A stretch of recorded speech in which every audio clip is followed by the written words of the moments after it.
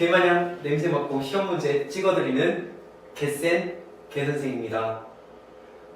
오늘 제가 준비한 강의는 2022학년도 수능 국어 영역 어떻게 바뀌는지, 그리고 여러분들의 가장 큰 고민거리일 수 있는 화법과 작문이냐 언어와 매체냐, 이 선택하는 데 있어서 가이드라인을 조금 잡아드리려고 합니다.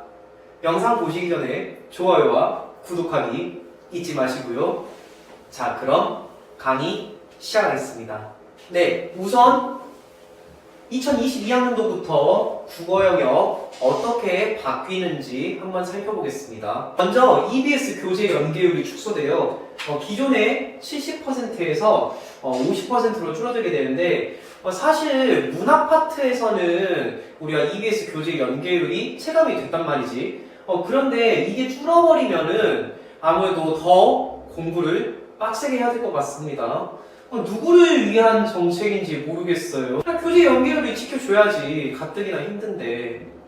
굉장히 안타까운 점이 아닐 수가 없습니다. 네, 국어 영역 같은 경우에는 이제 문학이랑 독서가 공통 과목이 되고, 화법과 작문, 그리고 언어와 매체 중에서 한 과목을 선택하게 됩니다. 네, 그래서 변동사항을 좀 더 자세히 살펴보면은, 문학과 독서 같은 경우에는 기존의 문항수가 15문항이었는데 두 문항이 추가되어서 17문항씩, 그러니까 문학이랑 독서가 비중이 커진다라고 생각을 하셔야 돼요. 그리고 배점 역시 기존의 34점, 33점에서 38점까지 늘어난다는 점 확인하시고요. 선택 과목 같은 경우에 기존에는 우리가 1번부터 15번까지 화법, 작문, 문법 문제였잖아요. 그런데 문항수가 줄어들어요. 11문항으로.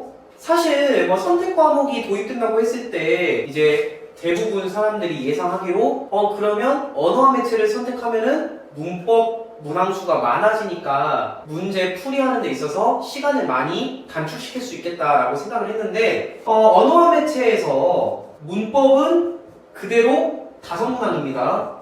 이 점은 변동이 없어요. 대신에 매체 부분이 6문항이 들어온다는 점. 따라서 우리가 예상했던 것처럼 그렇게 크게 언어와 매체를 선택한다고 해서 풀이 시간이 줄어들진 않을 것 같아요. 그리고 배점 역시 기존에 15문항이어서 33점이었던 배점이 이제 24점으로 줄어들었다는 거 확인하시면 되겠습니다. 자, 채점 방식을 살펴볼 건데, 한국교육과정평가원 홈페이지에서 이제 자료는 가지고 왔고요.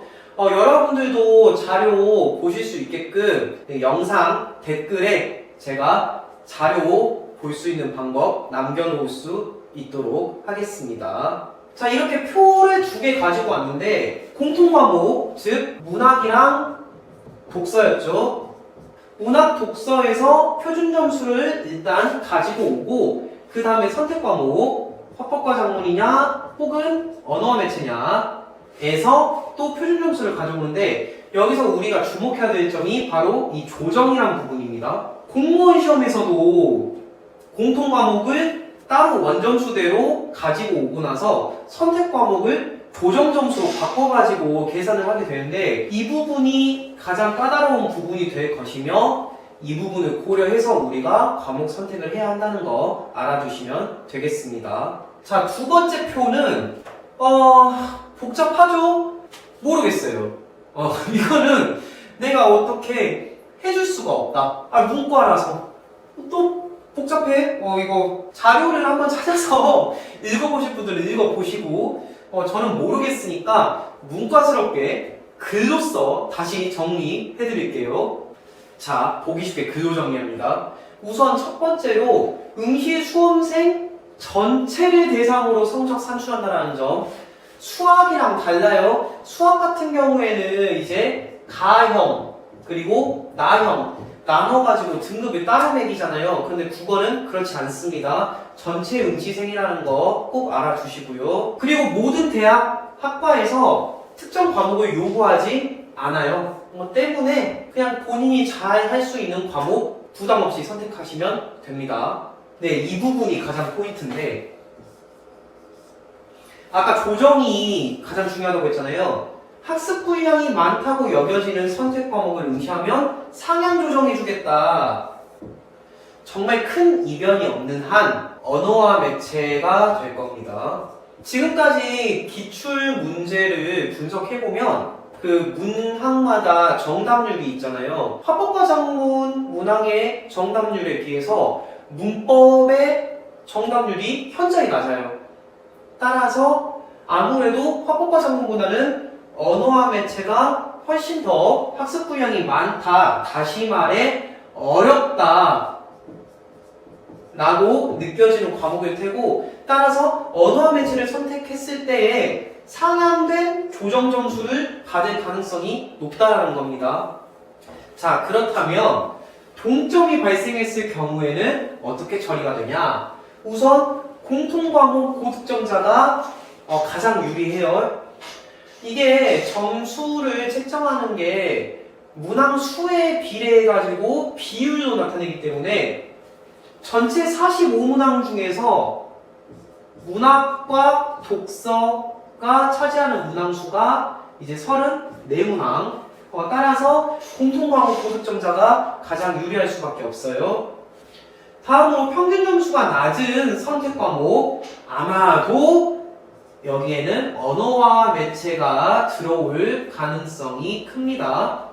여기 고득점자가 평균 점수가 높은 선택 과목 고득점자, 즉 화법과 작문 고득점자에 비해서 더 유리할 수 있다는 거죠. 그럼 예를 들어 볼까요? 자, 예를 들어서 공통 과목이 60점, 그리고 선택 과목이 20점인 학생 A, 그리고 공통 과목이 70점, 그리고 선택 과목이 10점인 학생 B가 있다고 가정했을 때 둘의 총점은 80점이죠. 하지만 이 B라는 친구가 공통 과목에서 더 높은 점수를 받았기 때문에 조정 점수를 거쳐서 표준 점수를 받으면 훨씬 더 유리할 수 있다는 겁니다. 또 다른 예로 공통 과목이 동점인 학생 A와 B가 있는데 A라는 친구가 화법과 작문을 선택해서 20점을 받았고 B라는 친구가 언어와 매체를 선택해서 똑같이 20점을 받았을 때 이 경우에도 큰 이변이 없는 한 평균 점수가 낮은 과목이 언어와 매체가 될 것이기 때문에 이 B라는 친구가 A라는 친구보다 훨씬 더 유리할 수 있다는 거죠. 자, 그럼 선택 과목들의 특징 살펴보겠습니다. 이거는 호불호가 갈리기 때문에 본인의 배경 지식 그리고 선행학습 정도에 따라서 지극히 상대적이고 주관적이라는 거 명심하시고요. 자, 대체로 학습 난이도는 화법과 작문이 언어와 매체보다 쉽습니다. 그 이유 따로 공부할 게 없어요. 그냥 문제 보고 문제에서 필요한 것을 지문에서 찾아, 그래서 때려 맞추면 돼요. 하지만 언어와 매체 같은 경우에는 문법 파트가 이제 들어있다는 점, 우리가 문학도 그렇고 독서도 그렇고 배경 지식 활용해가지고 그냥 글 지문 보고 어느 정도는 때려 맞출 수가 있는데 문법은 그냥 모르면 틀리는 겁니다. 따라서 찍는 게 불가능해요. 어느 정도 공부를 해야 된다는 거죠. 따라서 문법 파트가 들어있는 언어와 매체가 조금 더 난이도가 어렵고, 따라서 당연히 변별력 또한 언어와 매체가 좀 더 높겠죠. 근데 우리가 또 생각해 보아야 될 점이 풀이할 때 소요 시간이 얼마나 걸리냐. 이 국어 영역 자체가 결국에 시간과의 싸움이기 때문에 시간 안에 푸는 게 굉장히 중요한데, 화법과 작문 같은 경우에는 지문이 3지문입니다. 따라서 쉽게 말해 글자 수가 더 많아. 읽어야 돼. 좀 더 오래 걸릴 수 있어요. 반면에 언어와 매체는 문법 공부가 되어 있다는 가정하에 그냥 보이는 대로 바로 찍어버리면 되니까 상대적으로 시간이 좀 더 적게 걸린다는 점. 그러면 문법에서 킵해 놓을 시간을 우리가 문학이나 독서 풀이에 좀 더 투자할 수가 있겠죠. 그런데 이제 우리가 유의해야 될 점이 또 무엇이냐 하면 화법과 작문 여러분들 풀어봐서 알겠지만 정답의 근거가 다소 주관적일 수 있어요. 대체 왜 이게 정답이냐 싶은 문제가 나올 수 있다는 것. 실전에서 이런 문제 한두 문제 걸려버리면 우리가 멘탈 작살나잖아요. 이런 리스크가 있을 수 있다는 거예요. 그리고 언어와 매체 같은 경우에는 매체 파트가 여성문항이라고 했죠.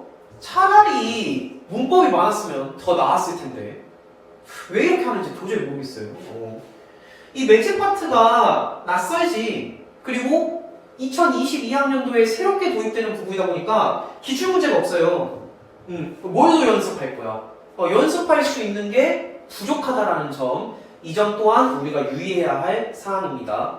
자, 그렇다면 과목을 선택할 때 결국 어떤 것들이 고려되어야 하는가? 첫 번째로 내가 수시로 갈 거냐 정시로 갈 거냐, 이 점을 생각하셔야 돼요. 수시를 지원하시는 분들이라면 최저 등급이 없는 학교도 있을 것이며, 혹 최저 등급이 있다 한들 말 그대로 그 최저 라인에만 들어오면 되기 때문에 크게 고민할 거 없이 그냥 평소에 자기가 잘하는 거 하시면 돼요. 뭐든지 크게 고려할 필요가 없다는 것 때문에 화작을 하든 언매를 하든 상관이 크게 없다. 하지만 정시로 가실 분들이라면 파이팅 있게 가야겠죠. 이런 분들은 정말 웬만해서는 언어와 매체 선택하는 것이 보다 더 효과적일 수 있다. 그 이유는 앞서 언급했던 조정 점수 때문입니다. 정시라는 게 표준 점수를 가지고 대학에 가는 거잖아요. 그렇기 때문에 언어와 매체가 상향 조정 될 가능성이 커서 당연히 언어와 매체를 선택하는 것이 보다 더 효과적일 수 있다. 이 점 참고하시고요. 다음으로 문제풀이 시간. 다시 말하지만 시간 안에 들어오는 게 참 중요하죠. 따라서 우리가 문학도 그렇고 독서도 그렇고 어떻게 하면은 풀이 시간을 조금이라도 더 줄일 수 있을까 많이 고민들을 하는데, 국어 영역 시험 시간이 총 80분이죠. 그러면 이제 OMR 카드 마킹하는 시간까지 생각을 하면은 조금 여유 있게 우리가 평소에 연습할 때는 대략 75분 정도를 잡고 연습을 하시면 되는데, 1학년 때, 2학년 때, 그리고 3학년 때 기출문제까지 다 이렇게 풀어보면 평소에 본인의 평균 시간이 어느 정도 나오잖아요. 대략 내가 이 75분을 기준으로 이내로 대체로 들어오는 편이다 하시는 분들은 화작을 선택하든 언매를 선택하든 큰 차이가 없습니다. 다만 내가 시간이 빠듯해, 75분 힘들고 가끔 시간 안에 못 풀 때도 있어. 한 78에서 그 이상 평소에 넘어가시는 분들은 언어와 매체를 선택하는 게 오히려 시간을 단축할 수 있다는 점 생각하시면 되겠습니다. 다음으로 문법 파트에 있어서 선행학습 정도입니다. 이거는 사실 우리 고3 학생들한테만 해당되는 사항일 수 있어요. 고1, 고2들은 아직 시간이 있잖아. 그럼 공부해야지. 근데 이제 고3들은 시간이 없잖아요.